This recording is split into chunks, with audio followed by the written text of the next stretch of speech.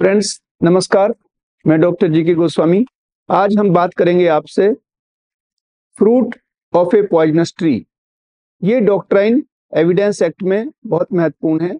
इसका मतलब है कि अगर कोई भी एविडेंस गलत तरीके से कलेक्ट किया गया है तो उसका एडमिसिबिलिटी पे क्या प्रभाव पड़ेगा।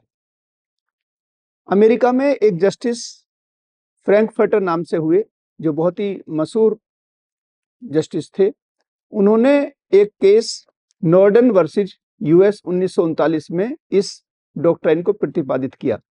इसका मतलब ये है कि अगर गलत तरीके से कोई जोर जबरदस्ती करके या इलीगल मीन्स से अगर एविडेंस पुलिस कलेक्ट करती है तो इसका प्रभाव शून्य होगा।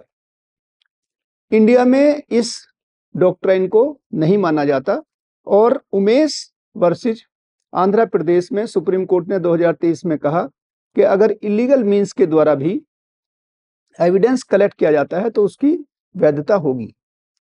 यूके में एक डॉक्ट्राइन है अनफेयर ऑपरेशन प्रिंसिपल। वहां पे भी इलीगल तरीके से कलेक्ट किया गया एविडेंस मान्य नहीं है। हमारे यहाँ जो भारत में इंडियन लॉ कमीशन है, उसकी 94th रिपोर्ट जो 1983 में रिलीज की गई, उसमें कहा गया कि हमें भी अमेरिका की ही तरीके से गलत तरीके से किए गए एविडेंस एक्ट को नहीं मानना चाहिए। साथियों, इसको हम महात्मा गांधी जी की थ्योरी में अगर कहें तो ये एंड्स और मीन्स थ्योरी पे भी आधारित है। यानी कि अगर किसी काम का अगर मीन्स गलत हैं, तरीके गलत हैं, तो उसका जो अंतिम परिणाम होगा वो भी गलत होना चाहिए।